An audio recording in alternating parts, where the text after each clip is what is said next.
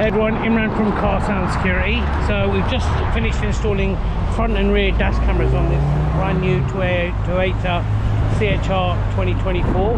Let me just show you the install. So just to show you the back one first of all. So there's the rear camera, slightly tucked away, so minimal cable showing, and just the front one is just there.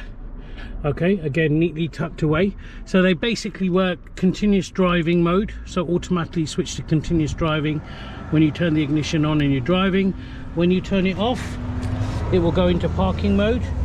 This is the box. Wait, let me see if I can just get onto the app. So you also get an app, so you can download all your video footage on a phone. It covers the front and the back camera. So let's just see if that's the rear camera just there. So it's nice and clear. Very popular line for us. If you're interested in getting something like this done, get in contact with us. Thanks for watching.